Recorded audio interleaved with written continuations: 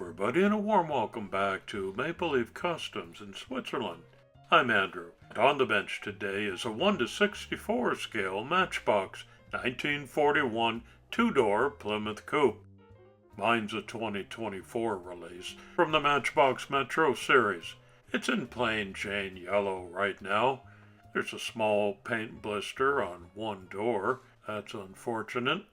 But other than that factory defect, it's in pretty good spec. The main reason that I got into this hobby 5 years ago was nostalgia. Like most of you watching, I had these little toy cars as a kid, Matchbox and Hot Wheels mainly for me, and I was also a comic book fan and had my favorite superheroes. So what better way to relive both throwback childhood memories than combining the two with a Marvel Comics wrap on a Matchbox?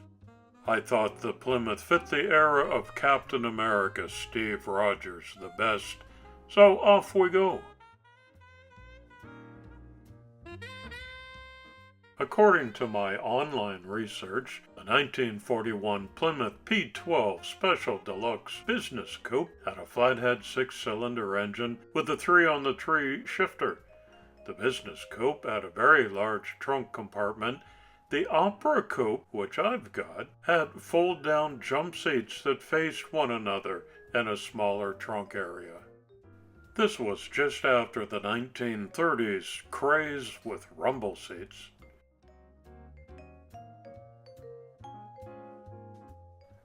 My rotary tool attachments have taken care of some of that stubborn yellow paint that didn't come off with the stripper, and it's looking good now and ready to proceed.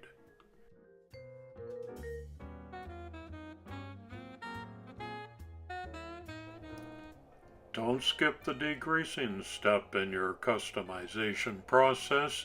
It's essential in getting a good primer coat and paint finish on your cars.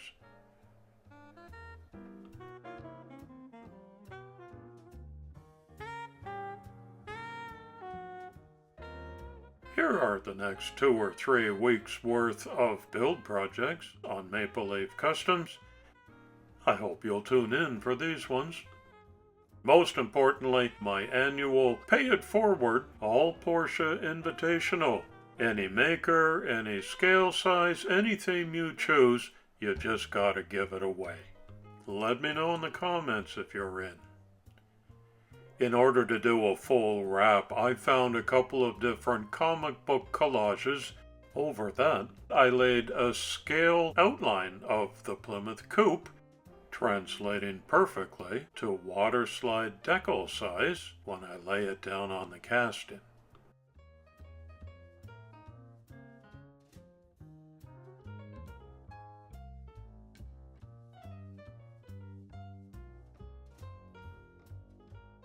I use a wet paintbrush at this stage just to keep the decal moist, especially if I have to jiggle it around a little bit. And this also helps to fold back the flaps that I've cut for the wheel openings. Side 1 done.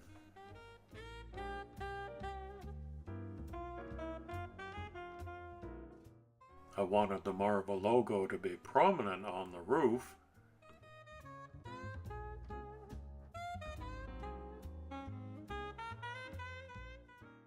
A wet brush also helps to take out some of the wrinkles.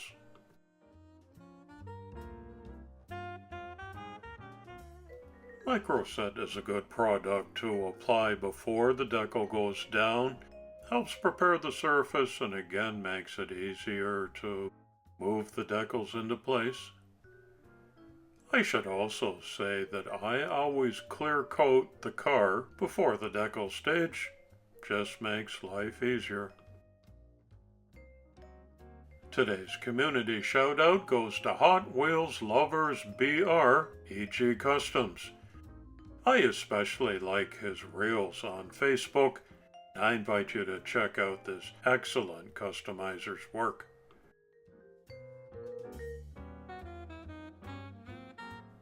I'm working my way around the coupe with the comic book decals application.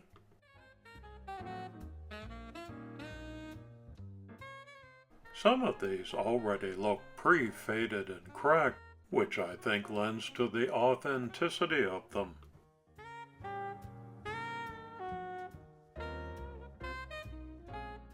Notice that I lay these right over top of the windows.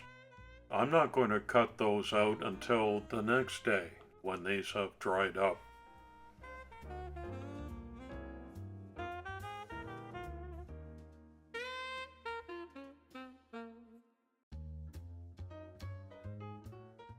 I was prepared that there would be small gaps between these decal patches that went down. Because of the collage pattern, that's easily remedied by just cutting out small pieces to fit the gaps. In the end, it's impossible to tell where I did that.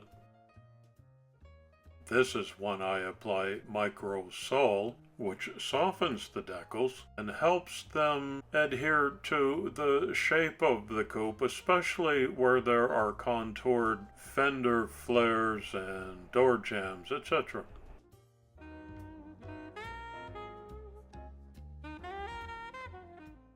I did some essential chrome highlights on the undercarriage of the coupe, and now I need to do the same detail on the front grille and the headlights that haven't been covered by the decal collage. I don't like the Molotow chrome pens because they often explode and leave a big blob and a mess on my cars, but I do like to use their refill. Put a couple of drops into a pop bottle lid and apply that with a fine paintbrush. I don't have any accidents that way if I'm careful.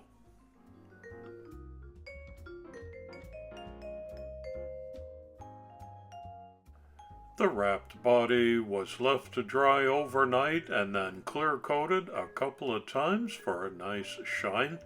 I can skip over the windshield and the interior, which I didn't touch. There are a few details. This is a set of real rubber Hulk green cement wheels that I'll swap out as an upgrade. When else would I get to use these? They're perfect for this one, so on they go. There's just a couple of pieces to the coupe model. They pop back into place in reverse order that I took them out in. The ride height is the same, so I give it a click in the front and the back to make sure it's properly seated. A couple of Phillips head screws to lock it down.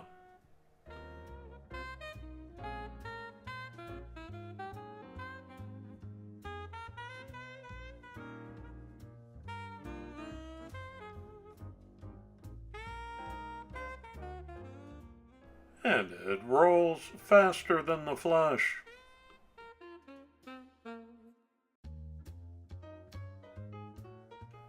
Let's have a closer look.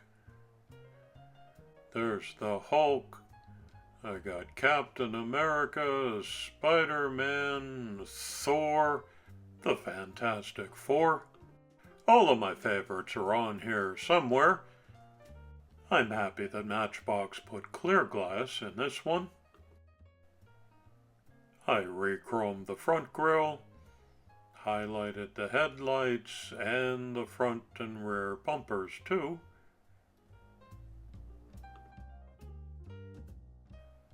Well, that's just the look that I wanted. I don't know when this idea popped into my head. I really didn't see it done online by anyone else. But I think the 41 Coupe and the Captain America era go together, as do all of these childhood memories.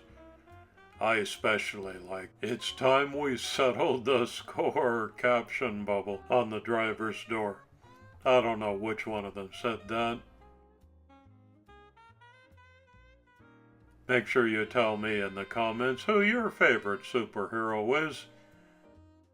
This build featured some of mine.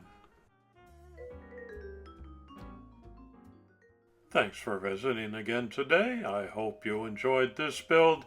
Come on back soon and often. It's coffee time.